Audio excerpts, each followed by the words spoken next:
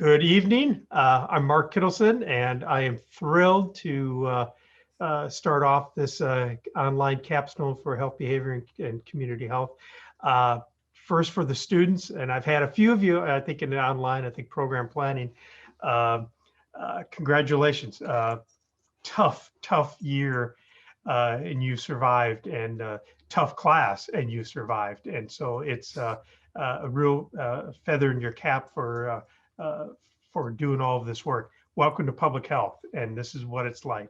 And I also want to thank Dr. Keosha Bond, tremendous amount of work for this particular class. I mean, it is, as you can imagine, as much work you've done. She's worked with all of you and then some, and even a lot of this planning took place several weeks or months prior to the semester. So it's a lot of work. So thank you, Keosha, for all your help, and we miss you terribly here. And so we wish you well as you continue on. I would just want to mention a couple quick things. Should there be a Zoom bombing, Mike Frankfurter, who's our IT guru, is here to help us. If there's a bombing, he's going to end the video or the presentation immediately. Sit still, get your email, and you will be sent a new link. Now, he has all of your emails for the students in the class and the faculty. He has all of your emails. If you are a guest or if you're not part of this class, what I'd ask you to do is go into the chat, send a direct message to Mike Frankfurter, and put in it your email. And if please do that, because he will have that, and then wait a couple minutes and you'll get a new link and we'll continue on. We don't anticipate a problem, but we're public health people, we're prevention oriented, so we want to prevent any problems. As expected, we ask that all of you are mute yourself if you're not speaking at that time. And I know Dean Ambler will be here later on. He's not going to disturb your presentation. And I know we have a number of faculty, but I do want to ask if Associate Dean Amy Ansel would be interested in just giving a quick word from the Dean's office. Dr. Ansel? Hi, everyone. Let me just click. I'm always trying to mute myself. And so I just sprung this on her. She didn't know this, but no, my video. Oh, now it just started. Okay. Welcome, everyone. It's such a pleasure to be here and to see your hard work come to fruition.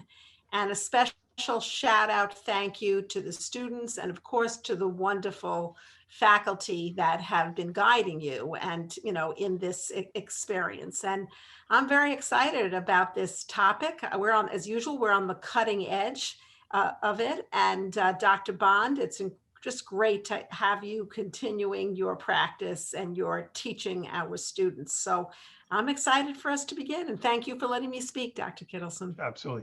So with that in mind, Dr. Bond, congratulations on another successful capstone. We're looking forward to it. So I'm going to turn this on over to you. Okay, welcome everyone to the Behavioral Science and Health Promotion 2021 online course capstone. I'm not going to take long to speak. I just want to congratulate my students ahead of time because I know they've done a great job and a lot of work into preparing for today. And I just want to acknowledge that. And I also want to acknowledge the fact that all these students have been in this program, on the online program, taking asynchronous courses and synchronous courses from the beginning. They dealt with many challenges. They dealt with many responsibilities, as well as trying to manage their schoolwork. And so I'm very proud of them, and I can't wait for you to hear about the work they've been doing. So I'm going to turn it over to them right now. Okay, hi everyone. Thank you for joining us today. Again, welcome to the Behavioral Sciences and Health Promotion Capstone for 2021 on exploring transgender women's utilization of digital technology for health information under faculty member Dr. Keosha Bond. Next slide, please.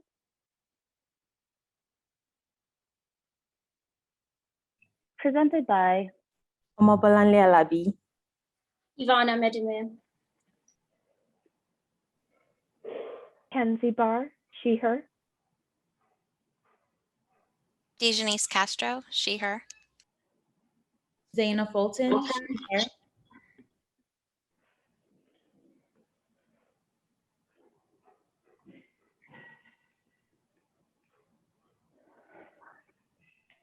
Monica Bala, he, him, him. Angel Morales, he, him. Charlene Murray. Catherine Von Rhine, she, her. Monique Williams Kennedy.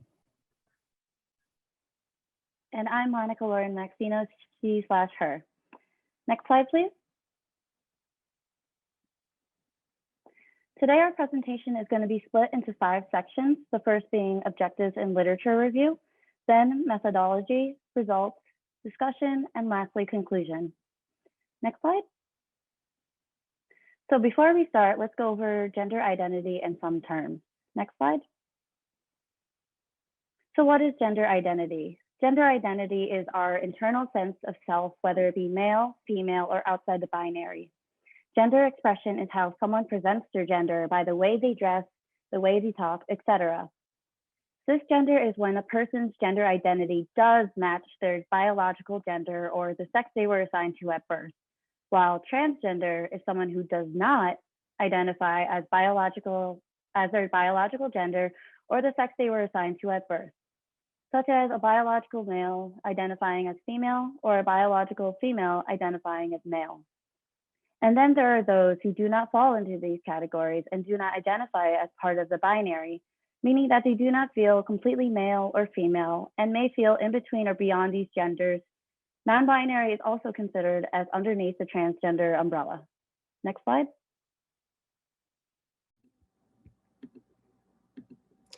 The HIV/AIDS global pandemic continues to be a major public health crisis nationally and internationally. The epidemic emerged in the United States in 1981 and challenged public health organizations to set aside traditional policies and practices for the containment of infectious diseases and adopt new methods of control, such as education and outreach. Today, there are more than 1.1 million people living with HIV, and more than 700,000 people with AIDS have died since the beginning of the epidemic.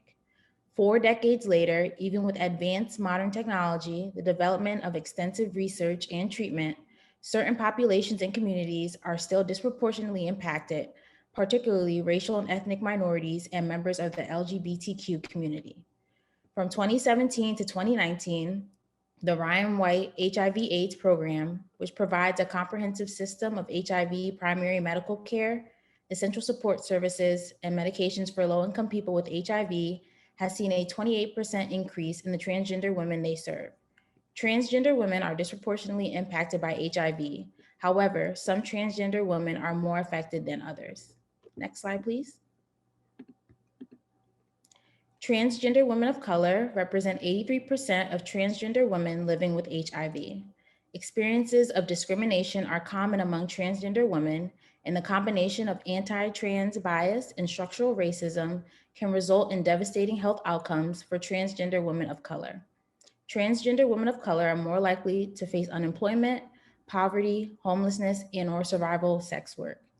Factors among the many others that will be discussed throughout this presentation that contribute to the higher prevalence of HIV among transgender women of color.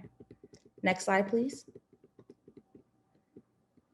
These 5 states had the highest number of transgender women living with HIV in 2019.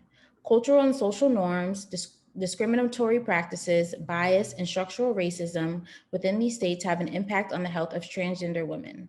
As mentioned previously, Black and Hispanic transgender women have the highest prevalence of HIV among transgender women of other races and ethnic groups. These 5 states have large cities and metropolitan areas with some of the largest Black and Hispanic populations within the country. Politics and governmental practices within these states also impact HIV status among transgender women. Texas is one of 10 states attempting to pass anti-trans healthcare bills. The bill imposed would classify gender-affirming care for transgender youth as child abuse, imposing criminal penalties on both doctors and parents. Although a liberal state with various bills and laws to protect the health of transgender individuals, New York has the highest number of transgender individuals living with HIV and AIDS due to various factors, including those mentioned previously: discriminatory practices by healthcare professionals, poverty, homelessness, and unemployment. Undocumented immigrants, a sizable part of the transgender population in New York City, also confront the fear of deportation and limited access to health insurance and medical care. Next slide, please. Young transgender women make up the highest percentage of transgender women living with HIV. While HIV is not the leading cause of death for Americans overall, it remains a leading cause of death for certain age groups. In 2019, HIV was the 9th leading cause of death for those ages 25 to 34 and for those ages 35 to 44. Next slide, please. Things that may increase vulnerability for contracting HIV for this population are engaging in behaviors such as condomless sex, or having sex without using PrEP or PEP, having multiple sexual partners, living in poverty or because of their socioeconomic status, experiencing stigma or discrimination, having substance abuse problems, experiencing violence in different areas of life, racial disparities, and or the environment they are in. Next slide. Unfortunately, intersectional stigma and discrimination is a common occurrence for the transgender population, from their workplace to their housing options, the healthcare system as a whole, and even their gender identity. This causes barriers to access of care. Next slide, please. The numerous obstacles that can prevent healthcare access for transgender women can include having trouble accessing health insurance, discrimination about certain services such as gender-affirming surgeries, having limited knowledge about transgender issues from medical providers, a lack of health literacy or the ability to speak and understand healthcare terms, low income, poor education levels, racism, and or a lack of family or network support. Next slide. There are many different HIV prevention interventions that can be used, such as e-health options, using culturally specific health education towards trans women, using safe sex options such as PrEP or condoms, going to prevention programs that are aimed at both sexual minority men and transgender women for their unique needs, such as the One Day South Beach AIDS Project. Teaching life skills, engaging in focus groups, working to increase the awareness of HIV and health promotion, along with a strong emphasis on the importance of screening and testing for HIV. Next slide. In order to create effective health messages and interventions about HIV awareness that is focused on transgender women, we must understand the factors that create these sexual perceptions and what also dictates sexual behavior. It is essential to develop HIV prevention education materials that are focused on transgender women. In a report by the New York City Department of Health and Mental Hygiene found that transgender women embrace a female identity and are unlikely to see themselves in campaigns that focus on men who have sex with men. There needs to be materials that acknowledge transgender women and their struggles, and what is needed for their health. Increasing this knowledge can help unmarginalized transgender women and help address HIV prevention methods. Next slide. The availability of e-health interventions and options has emerged to be one of the top platforms for acquiring health information, which is especially beneficial during the COVID-19 pandemic. Telehealth can help patients maintain treatment through telemedicine, and telemedicine can also help promote continuum of care. And it's even seen in various social media platforms such as Facebook or Instagram. So what are the benefits of using e-health? Benefits of using e-health interventions are that they have the potential to reach and engage transgender and non-conforming gender populations, which can also help provide decision support for sexual health and also provide a sense of privacy and safety regarding your health. Next slide. In this portion of the presentation, we will review the rationale behind the study, the participants involved, what our final sample size looked like, the 8 different parameters measured in the survey, and the steps taken to answer our 2 research questions. Next slide. The study aimed to first identify the motivators and barriers to using technology to access HIV prevention methods and sexual health information among transgender women. And secondly, for the participants' perspectives on e-health intervention characteristics to address transgender women's use of combination methods to prevent HIV. We will be focusing on the results of an online cross-sectional survey addressing utilization of digital technology for general health and sexual health information and care access among an online sample of transgender women and trans feminine individuals. Next slide. To be included in the study, participants needed to be assigned male gender, self-identify as a transgender or trans feminine woman or non-binary, be between 18 and 45 years old, speak and understand English, and live in the United States. They had to self-report a negative or unknown HIV status, have had unprotected sex in the past 12 months, and be able to provide informed consent. To ensure the validity of the data, participants were reviewed for inclusion and exclusion criteria and completion of the outcome variables. Next slide. Out of the 901 participants that attempted to take the survey, 673 did not meet the inclusion criteria and were excluded. Out of the eligible participants, 166 participants consented to be a part of the study and completed the entire survey. After identifying one duplicate response, the final sample size consisted of 165 participants. Next slide.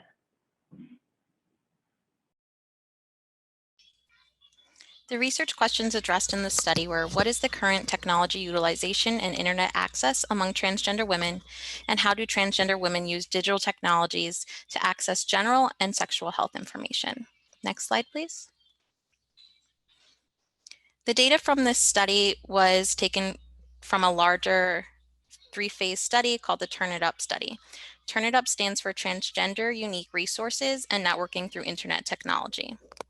As previously mentioned, this was a mixed method study which examined how transgender women utilize e-health technology to support their sexual health and to understand how the internet plays a role in influencing attitudes, normative pressures, motivation, and self-efficacy in relation to HIV prevention.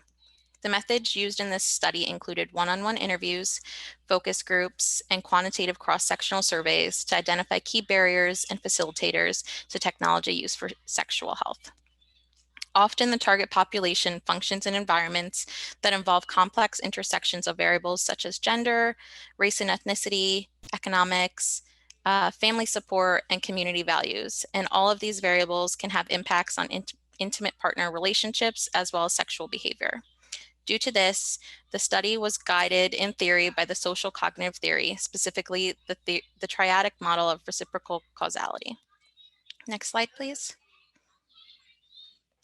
Participants from this study were recruited using the Qualtrics software due to its broad reach and concentration in web-based data collection via surveys.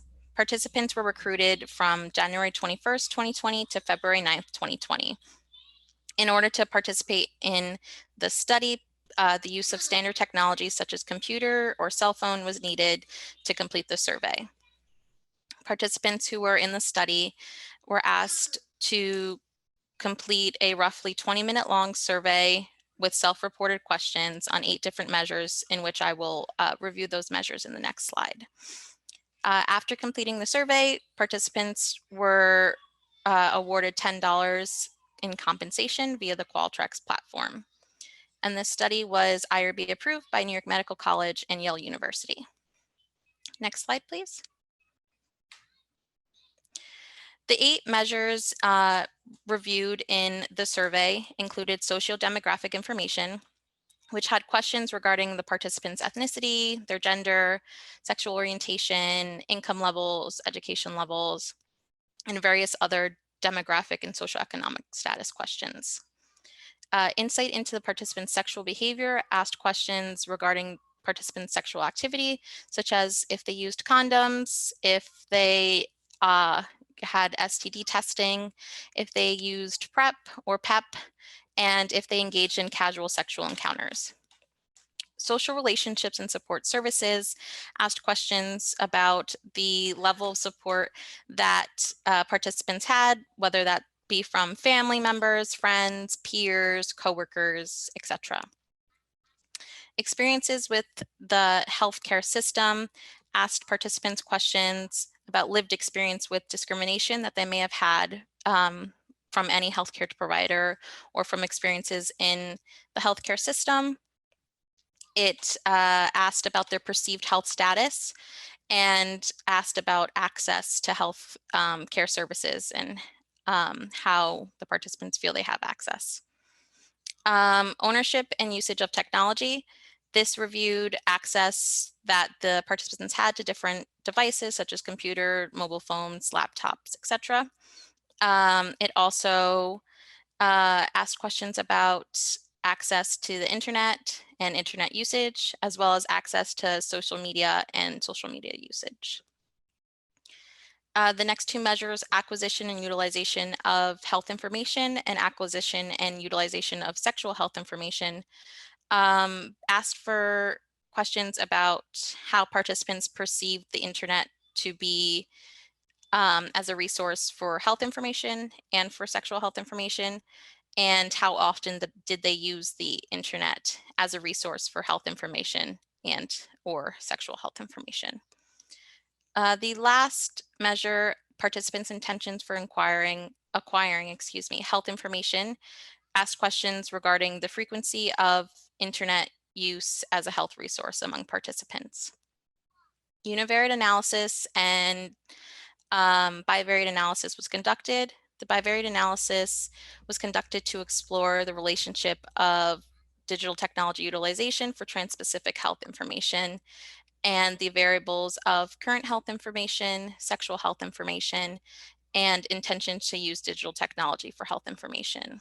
Comparison for categorical variables were made using Pearson's chi-square. Next slide, please. Good evening. I'll be sharing the findings as it pertains to the socio-demographics of the transgender women, their sexual risk behaviors in the past year, as well as their substance abuse in the past 30 days. Next slide, please. The demographics measured in the Turn It Up survey included the participant citizenship status, as you can see, as well as their race and ethnicity.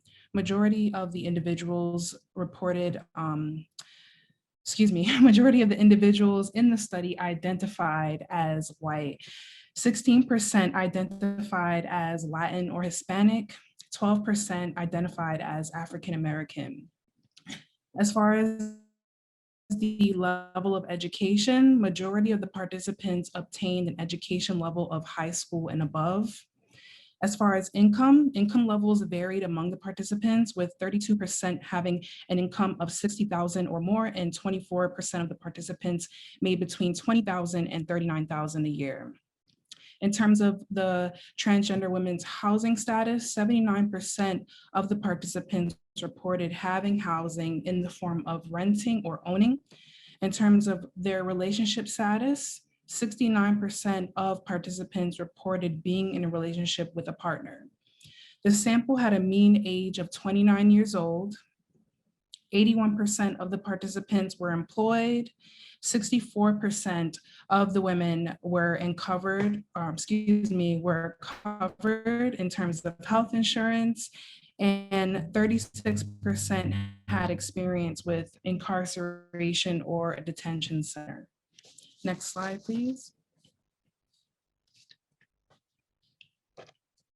The sexual behaviors in the survey include 10 different measures, such as sexual activity, number of sexual partners, STI protection and behavior, insertive condom use, receptive condom use, casual and main partner condom use, sexual exchange, and methods in which they meet their sexual partners.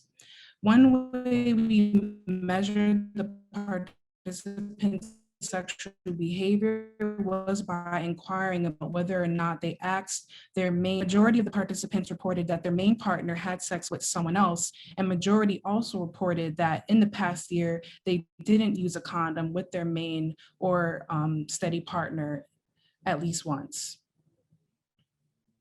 When asked about exchanging sex for money, housing, or drugs, the majority of the participants reported that they had not made an exchange for sex with a man. Over 35% of the participants reported that they have used pre-exposure prophylaxis or PrEP in the past year, and 26 reported currently taking PrEP. Majority of the participants, or 69%, reported that they have been tested for HIV in their lifetime, and less than 33% tested positive for any sexually transmitted infection or STI in the past 6 months. Next slide, please. The 18 measures in the survey include the substances on the slide, as you can see, as well as inhalants such as gas or glue, cocaine, crack cocaine, speed, LSD, crystal meth, heroin, ecstasy, and others. Participants in recreation, for example, the women use self-injected hormones to enhance gender transformation, and which adds to their increased risk and vulnerability of HIV. I also want to note that the substances used and abused within 2 hours of having sex highlight the experience of being vulnerable and having intimate partners.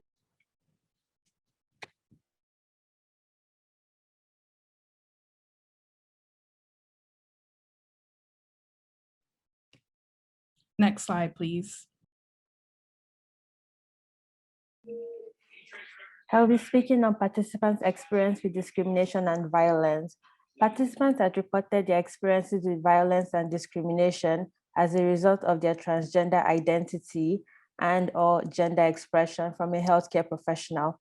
A little over 1/4 of the participants also reported that they have been denied enrollment in health insurance, a job that was applied to, and also have been fired due to their transgender status.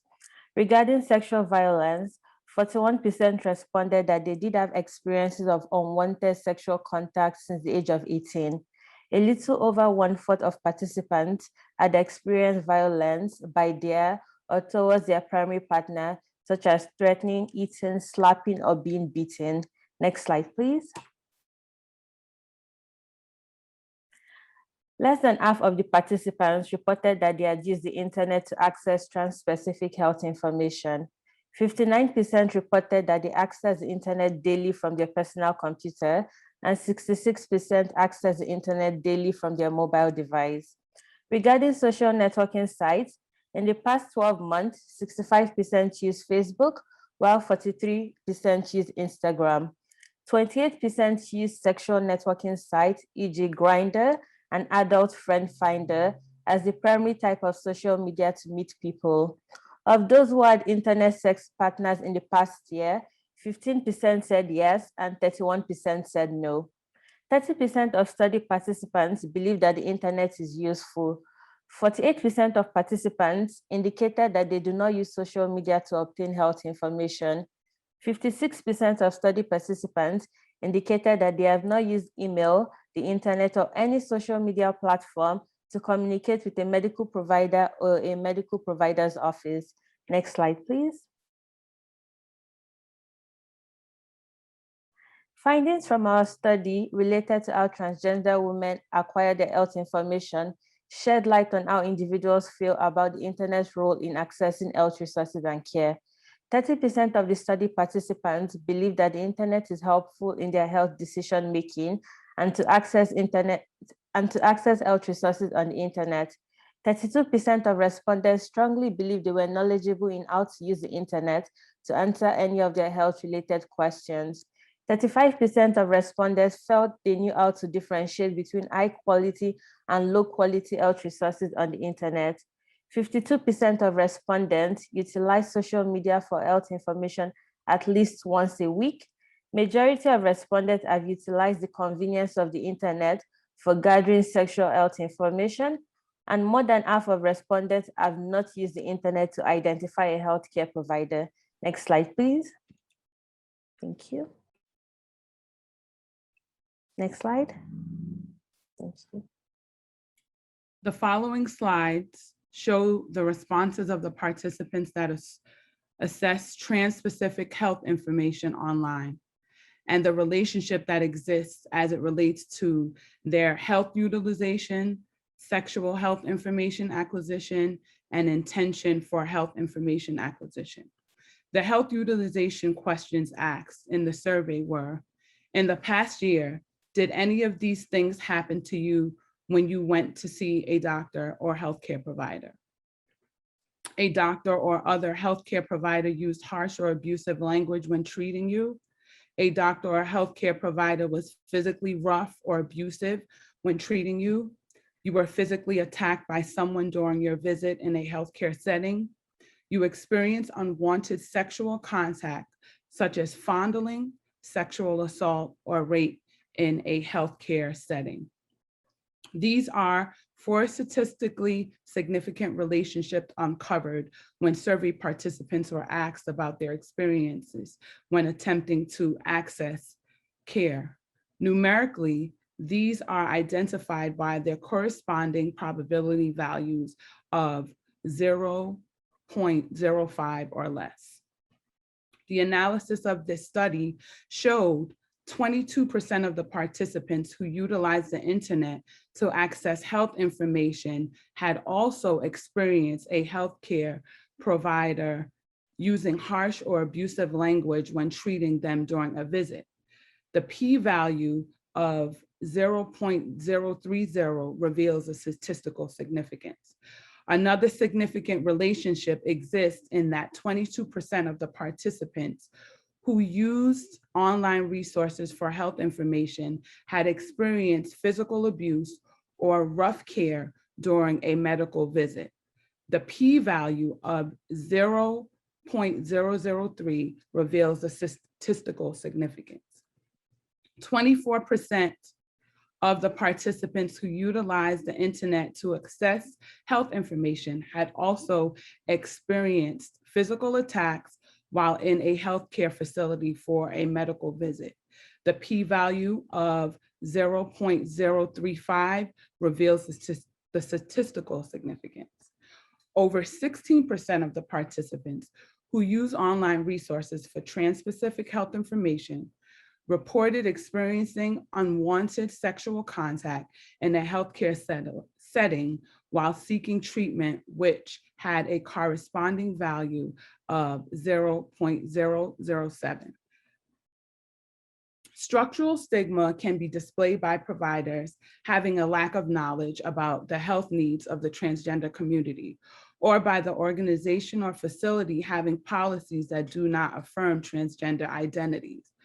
These may be harassment, abuse, or discrimination that can be received from healthcare providers, which feeds into the interpersonal stigma the transgender community experiences. Many of the barriers and stigmas transgender women face are because of cis-normativity, which presents cisgender identities as standard and systematically marginalizes the transgender community, and anything outside of cisgender are anything, because the culture assumes that all people are cisgender. The cis-normative culture creates an eraser of transgender identities, bodies, and experiences, while also reinforces the idea that there's a lack of information dispensed about transgender people. This cis-normative culture creates an eraser of transgender identities, bodies, and experiences, while also reinforces the idea that there is a lack of information dispensed about transgender people and their experiences. This creates medically incompetent care because some providers follow a cisgender medical view that does not align with the needs of the transgender community. The sexual health information acquisition questions asked in the survey were, have you ever visited an internet website to learn specifically about HIV transmission, STIs, HIV testing, or gathered other health-related information? A substantial percentage of the participants reported that they conveniently have utilized the internet for gathering sexual health information. 53% of the participants identified that they have accessed the web to obtain information on HIV transmission. The probability value of 0.025 reveals the statistical significance. 62% of the participants who reported soliciting trans-specific health information online were more likely to visit a website to seek information about STIs. The p-value of 0.019 reveals the statistical significance. 52% of the participants used an internet website to educate themselves on HIV testing, and 55% of the participants found the internet useful for obtaining other HIV-related information. Both probability values were statistically significant. Coming across conflicting information online and the lack of trans-specific information on mainstream health sites was also identified as an issue transgender women face. Personal health literacy is the standard by which individuals can locate, understand, and use health-related information to make health-related decisions that are beneficial to their healthcare and lifestyle. When individuals have inadequate health literacy, this will lead to poor health outcomes such as contracting STIs, HIV/AIDS, increased hospitalizations, poor health decision-making, and lack of seeking appropriate care. A 2014 study disclosed that participants relied on the internet to search for health-related information and locate services and providers. However, the authenticity of the information gathered online and participants' ability to grasp complex medical information in a way that was useful and relevant to their specific needs remained in question. Participants particularly valued online spaces that allow users to share and rate information amongst one another. Peer-based information sharing was preferred over open internet searches because they coupled medical information with real-life testimonials. Next slide, please. The intention for health information acquisition questions asked in the survey were, in the past 12 months, have you used an app to watch a health-related video on YouTube, Facebook, or Instagram? Have you used an app to exchange medical information with your healthcare provider about your systems? Only 2 statistically significant relationships were discovered. 57% of the participants who accessed trans-specific health-related information online were significantly more likely to watch health-related videos on YouTube, Facebook, and Instagram. 89% of the participants who sought trans-specific health information online were significantly less likely to exchange medical information about their symptoms online. Participants were uncomfortable with the idea of sharing their personal health information with health providers via social media for fear of a confidentiality breach or fear of experiencing any bias or stigma secondary to cisnormativity. Technology has transformed how individuals seek health information. For participants, technology was a key access point for health resources. Participants were avid users of a variety of social media resources, including trans-specific Facebook groups, YouTube channels, and general medical websites. In a 2014 study called Project Hope, it was found that Facebook was by far the most popular social media platform reference, which may be useful knowledge for future intervention development, as Facebook-based popular opinion leader models have been especially effective in increasing HIV testing and decreasing HIV risk behaviors amongst homosexuals and bisexual men. Social media platforms can provide a clear pathway to HIV prevention, literacy, and care because of their unrestricted access. Insensitivity to transgendered women's concerns by healthcare providers can be a barrier for those with HIV seeking optimal treatment and care services. Very few healthcare providers are adequately trained with the knowledge of transgender health issues and their unique needs. This can lead to insufficient healthcare access and negative healthcare encounters, which ultimately leads to the transgender community being less likely to seek medical care or share their status with healthcare providers. Next slide, please. In this portion of the presentation, we'll be discussing the implications for practice and research, the limitations, and also any unexpected findings from the study. Next slide, please. In summary, we have observed that transgender women can experience difficulties in healthcare due to their gender identity and intersectional stigmas they may experience. Many of the participants reported having negative experiences within the healthcare system. The majority of participants also stated that their provider was aware of their transgender status, but still refused to give them trans-related care. Many of the participants also reported that they had to educate their healthcare providers in regards to trans-related care. Participants were also asked about how they use digital technologies for sexual and trans-specific healthcare utilization and information. For those who have accessed health information online, they reported that they sought the information about STIs and HIV-related information.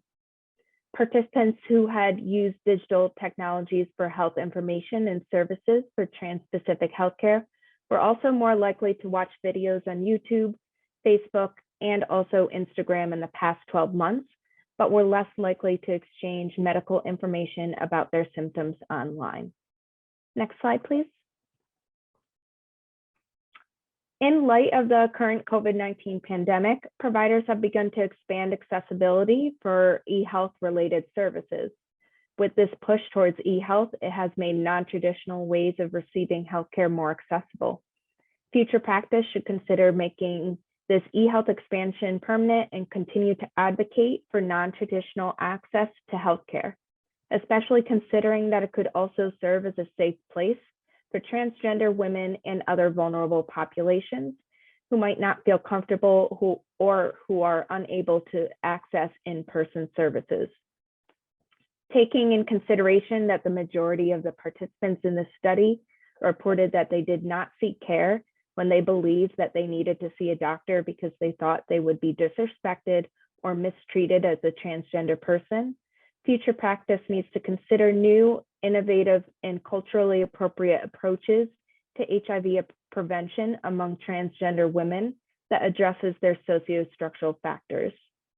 The goal of this being is to reduce poor health outcomes related to HIV infection within this population. These findings also reinforce that the discrimination that transgender women experience also includes discrimination within the healthcare system and among healthcare providers, and that the healthcare system needs to continue to work to educate and train members of the system in transgender health. There also should be a push to provide more education, awareness, and training on how to successfully use the internet to gain correct information about health and sexual health information to the transgender population. Next slide, please. Implications for research. There's been a lot of previous research that groups transgender women with men who have sex with men. When completing this study and reviewing the literature, we identified that future research needs to be done specific to the transgender women population, especially related to HIV. Future research should focus on the specific population in order to better understand any social determinants they may experience related to HIV. This study indicated that using an app to watch health-related videos on YouTube, Facebook, and Instagram and other social sites was significant, In light of this information, implications for future research could examine if there's a relationship between transgender women's concern of being discriminated against or experiencing microaggressions when utilizing healthcare services in person, and the high utilization of non-traditional methods of healthcare delivery and education. Considering the finding of significant usage of e-health as a method of receiving healthcare-related information, future research should further examine the e-health literacy of the transgender population. And lastly, given the finding of high usage of social media and other online websites for health and sexual health information, another implication for future research that this study has identified is examining the benefits of having a trustworthy healthcare institution, partnering with social media companies with the goal of working together to limit the amount of misinformation on the internet in regards to health information and education. Next slide, please. Some of the limitations to the study are that the findings are not applicable to a large demographic. 93 out of the 165 participants identified as white. Capturing a larger participant pool will maximize the diversity and help account for cultural differences among participants, which will make the study more generalizable. Another limitation was the bias on the part of cultures in obtaining the responses from the participants who took the time to fill out the survey. The respondents in the survey had access to electronic devices and the internet. Future studies will have to include participants who do not have access to technology, and also providing the participants with a shorter survey questionnaire will help reduce the amount of time in completing the survey. One of the interesting things that we found from this study was that the percentage of participants who reported having health insurance compared to the percentage that reported being discriminated against. So in this study, 65% of participants reported that they did have health insurance, and 75% reported that they had experienced some type of discrimination from a healthcare provider due to their transgender identity. So this tells us really that just because the participants have health insurance doesn't mean that they're necessarily getting the appropriate resources and care that they need. Hence, this study highlights the need for transgender awareness and sensitivity training on both a provider level and as well as a institutional level. E-health interventions can definitely help to fill in the gaps by providing additional resources for transgender individuals who don't use their health insurance or who are not receiving appropriate care. Now, I'll go over some of just the main conclusions that we found from this study. Next slide. So the data obtained from the survey really helped us to identify some of the utilization trends amongst the transgender community as far as using the internet and social media. The survey helped us to better understand the relationship between transgender utilization of digital technology and experiences of discrimination. The survey also helped us to better understand the transgender interactions between themselves and their medical providers and their willingness to seek health information. Transgender individuals are willing to use social media and other digital platforms to find health information, and they are less willing to seek this information in person due to lack of education and lack of specific transgender resources and discrimination. And these were really three of the factors that pose the most significant threat to transgender health in this study. The results from this study overall definitely support the efficacy of an e-health intervention for the transgender community to access and obtain health information and services. Transgender individuals can access health information online. However, it shouldn't be a substitute for in-person care. A lack of resources for the transgender community is definitely a public health issue. And an e-health intervention, while it would be helpful, should not replace the in-person care if needed. Next slide.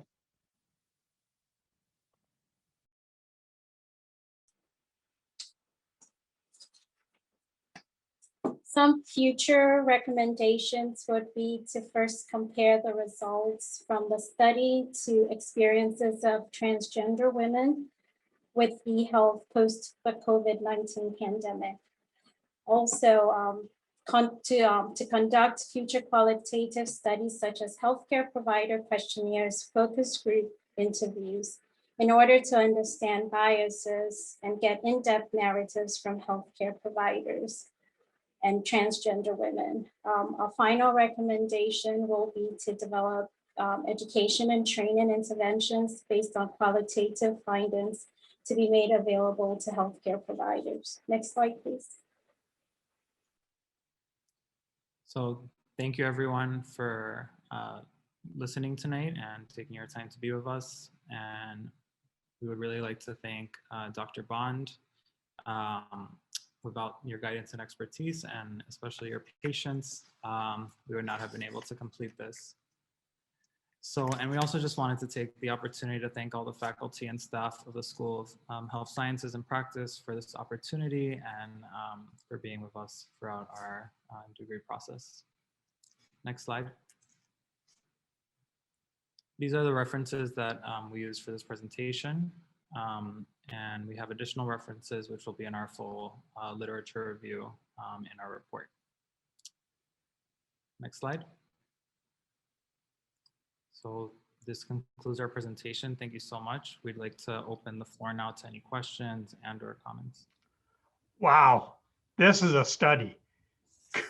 Nice job. This is great. Good, congratulations. I just want to make a quick comment, and it's very disturbing that you said that most physicians aren't prepared to deal with transgenders. I hope that that will change, and I know it will change with the CUNY School of Medicine, because you have a faculty member there who's going to really press that. I hope that you'll be able to do that. Especially since I have a son that's starting that program here this fall. But congratulations, guys. This is stunning, a stunning job.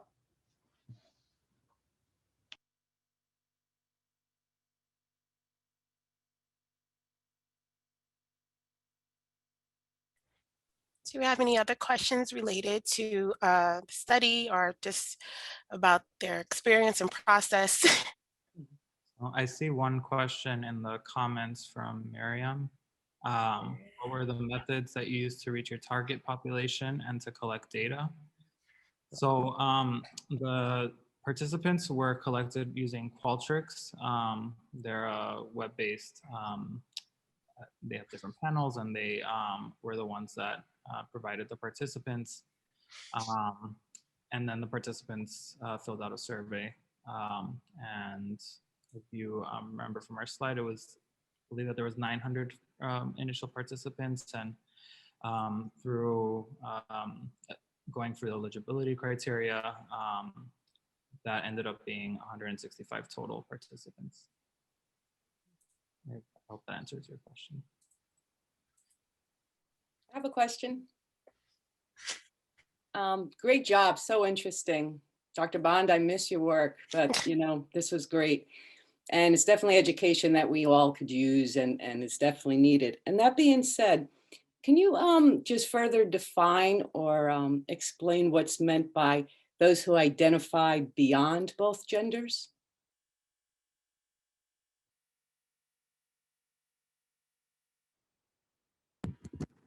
Yes, doctor. That means that those individuals who do not feel either as man or female, and they go beyond that. That is their only sense of sexual identity. So they neither man or female, or can exude as masculinity or femininity. So they have their own feeling or sense beyond that binary. Okay. And Thank you. just to expand also, there's lots of different ways to identify. So there's some people, we mentioned non-binary, but there's a whole plethora of different identities that people can take on. It's a very open thing. So some people do feel male or female on any given day. It changes, it's fluid. There's Native American traditions that people are two-spirit. So there's a lot of different ways that goes beyond the binary of a male and a female. Great. Thank you. Hey, and I also really appreciate the fact that at the very beginning you had a series of definitions. Yes. That's always a very smart thing to do, because people may not necessarily be up to par with all the definitions. So nice job with that. So.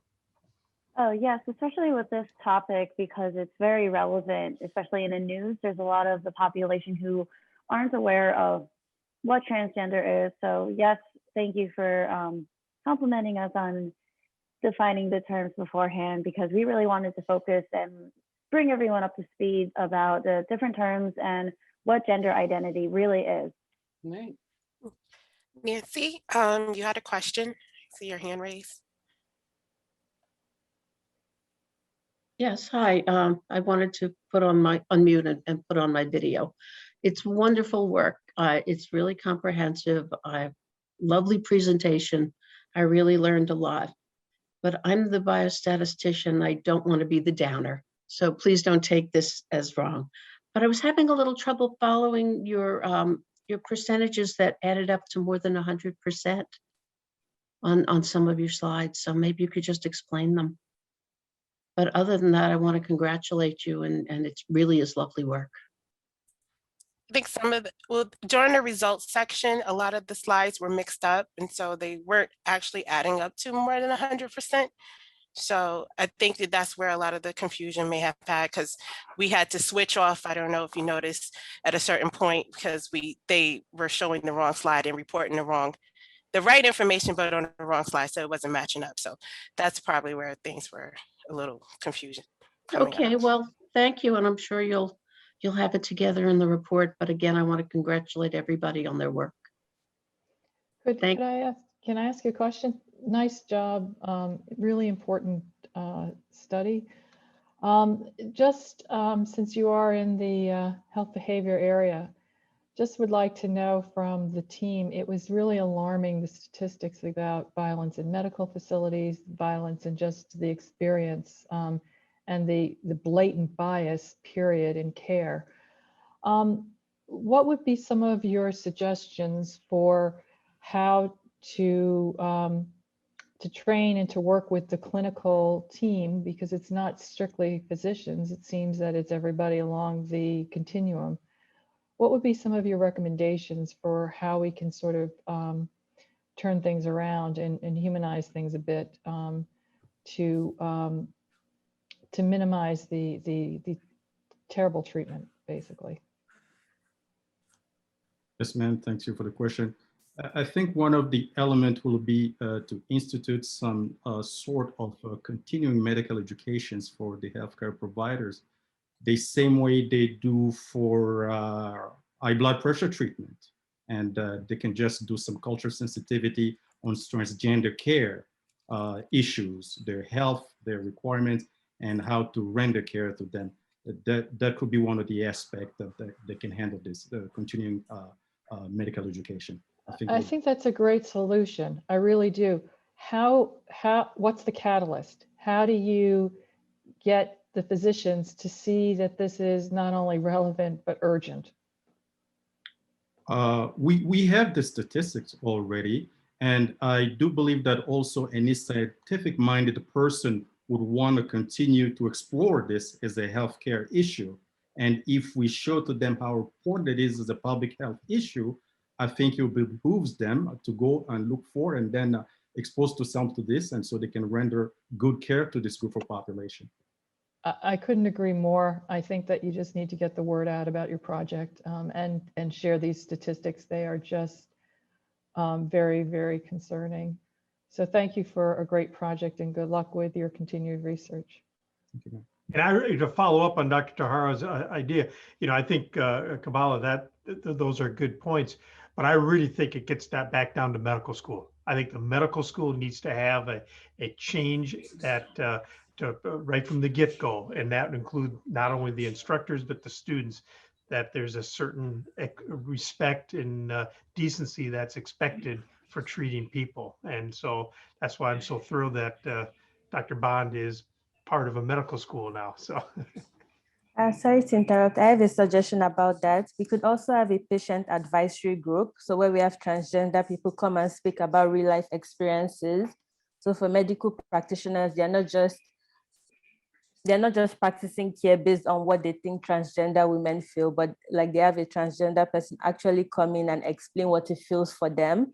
So that way they have real life practical experience. Like, so when they're speaking, so they understand like from the point of view of transgender people as opposed to what they think transgender people feel. So that could also help to humanize them in front of medical practitioners. Thank you. I also would like to add, ooh, I'm sorry. No, go ahead, go ahead. I also wanted to add on the other end of the continuum for other staff members within the healthcare facilities. I think it's also important to provide education there.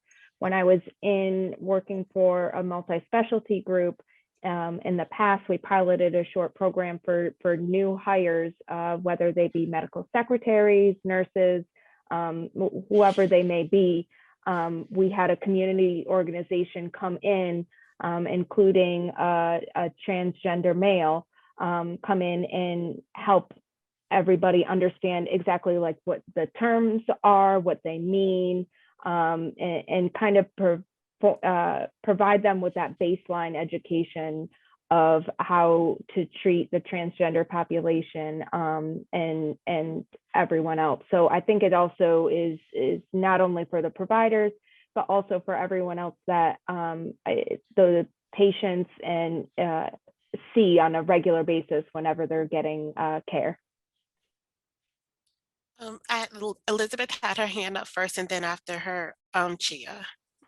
Okay, I was just thinking about telehealth and the whole idea of, that intersection, because I've seen reports where medical or, interns or whatever, somebody along the way in the medical education, they are very interested in learning, but the resources are not there. So, for the training. And so, lots of effort toward trying to get that going. But I was just thinking with the electronic health records and telehealth, how does that work? Because, you fill out your electronic health record. Are they self-identifying at that point? Or is it something like, and I think one of the things that medical students grapple with or doctors do is, do you suppose, do you think, what if they don't say? How does that all go? So if I could answer some of that. So I actually have some experience with implementing a program to collect sexual orientation and gender identity data at a community health center. And it's both part of the registration process, and it's also asked once you're in the exam room in a way that's private. And I think that all of the staff was trained on how to ask these questions. And I think that one of the biggest kind of things is that people want to be asked these questions, and it's usually, any hesitation usually comes from the provider side or the staff side. So for my organization, the catalyst was the requirement. We had to start collecting that information from one of our accreditation agencies. So I think that for a catalyst, like a policy solution, would be to make it mandatory to collect that information for reimbursements or for accreditation. Mm-hmm. Yeah, and how widespread is that at this point? Like rolling that out? Do you think it's? I've personally trained probably 90% of the staff, which is 500 people, and yeah, I mean, it's like 80% of our patients probably at this point have it over the age of 13. Right. But it has to penetrate the entire healthcare system, right? Yeah, sorry, I was talking from my personal experience in my organization. Sorry. Yeah, no, but I think on the medical education, perspective, it's really hard to get that training down for especially people that aren't in medical school, they're already out. When you think of the barriers as time goes on and the lack of knowledge in the real world, I think it's pretty daunting. So thanks for that presentation. I think we all need to read it and understand it and get more on top of it. Great job. Gia, yeah, your Hey. hand up. Thank you so much for a wonderful presentation. I'm so proud of everybody because I feel like not only you present your work so well and you demonstrate that you learn so much in your every courses here. So I as far as I understand from your presentation, I think the survey was I think it was based on the experience that Dr. Bang collaborated with another school. So since you guys did not involve in the the original data collections or the development of the survey, and then I heard that the survey was designed based on social cognitive theories. So my question is for you guys to think about, if you would able to add any questionnaires into the survey, and what would you do? Like what other surveys questions are not included? And anybody feel free to, especially I think a lot of you took a theory course with me. And I always ask about like, the constructs, how the each construct was used to develop the surveys. So take a step back and think about what survey questions are not included in this, and then what would you do? Like, what would you come up with? Thank you. Maybe we could have added questions about support, family support, questions in reference to social support. That's a good one. Personally, yes. I could just go to the basic. How would you like to be treated? That is that simple, and see how they develop a response to that. That would be really welcome as well. Does the survey including any self-efficacy questions? It does, but we like the social support and self-efficacy is included in the larger survey. But we could not. We would be here all night going over the data from the larger survey. And this is also part of a 3-phase study, which includes a qualitative component, which does address a lot of the issues on a more in-depth level about asking about their personal experiences, and to kind of elicit more information, detailed information on that level. So, I love quant data, but I love qualitative data even more. And I always do that because by even just looking at this data that we have presented here, that there's more to this, there's more nuances that we don't really understand. And so I think it's important for research in general, especially with marginalized individuals, that we don't just focus on the quantitative data only, but we expand to include qualitative components so that we can understand some of the, not only the barriers, but the protective factors that we can utilize to make changes in the healthcare system. So yeah, thank you. No problem. I think we're at time. So I just want to thank everybody for attending. I really want to thank my students. It's not an easy task to tackle coming in and and just dealing with everything else that is going on today in our society. But they did a great job, and I'm very proud of them. Yeah, you could be really proud of everyone. Dr. Bond, I just want to mention Dean Adler has shown up, and I don't know if I know he had important calls before, Dean Ambler, did you want to say anything real quick before class is dismissed? I just want to congratulate all the students. I've heard what a great set of presentations it was. Dr. Kittleson and I were exchanging texts through this, and it's just great to see you all.